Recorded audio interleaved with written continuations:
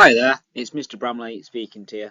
I've been asked today to talk you through the GCSE history, including what it is you will study here at the Bolsover School, and importantly as well, why it might be a useful subject for you to study. So, first of all, let's have a look at the components that you'll be studying as part of your examination, should you choose this subject.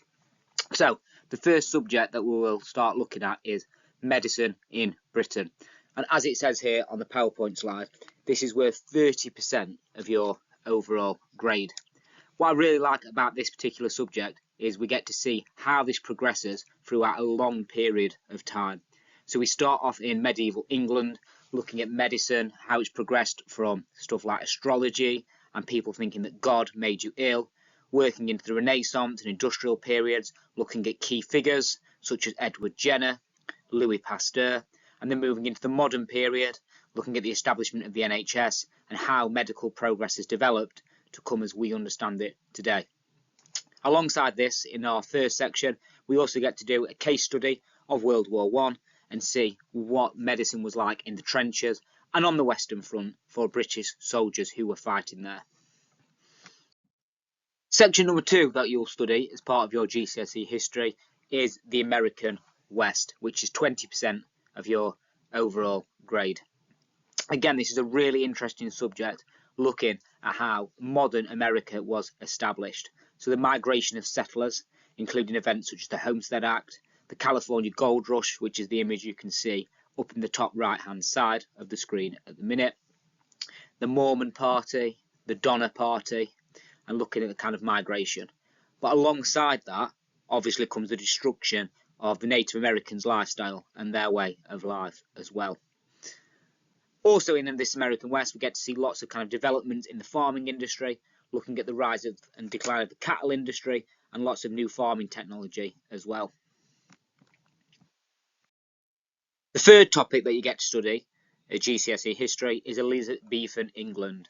So this is Elizabeth I, so we get to kind of look at the Tudors and her monarchy and her reign over England as arguably Britain's first successful female monarch, and really important in the fact that she helped to kind of challenge that perception at the time of gender and kind of how they can perceive to be a much stronger role as a monarch.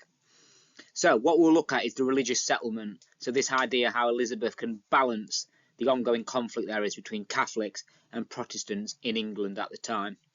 Looking at attempts to overthrow Elizabeth from the throne, so stuff like the Babington plot and the Rodolphi plots, for example. And finally, the defeat of the Spanish Armada, so kind of Elizabeth's reigning golden age era where she's able to see off the Spanish from the coast of England. And the last thing option that we will study is Weimar and Nazi Germany, which, as you can see on the screen, is also 30% of your overall grade. So this starts off looking at the impact that World War I had on Germany, the kind of turmoil and the golden age of the Weimar Republic. The Weimar Republic is the era before Adolf Hitler and the Nazis is able to get into power. We also look at the political developments that were happening in the early 1930s that allowed Hitler and his Nazi party to convince a nation to support him. And then finally, we'll have a look at what Hitler does once he gets into power, including the persecution of minority groups, such as the Jewish population and homosexuals. We can see an image up there in the top right of some Jews being walked through the streets carrying the Star of David as part of the Kristallnacht event. So why study GCSE history? Well, arguably this will give you some really good skills and future transferable skills that you can use as you progress on throughout your time here at the Bolsover School, but also further on as well. So first of all, argument making skills. As part of the GCSE course, you will be required to make lots of arguments, to reach a judgment, to give your opinion. So that's a really good skill that can develop from taking this GCSE. Communication skills, and I think alongside that as well, confidence. You'll be encouraged to foster your communication skills throughout this course, including linking very nicely to what I said at the top there as well.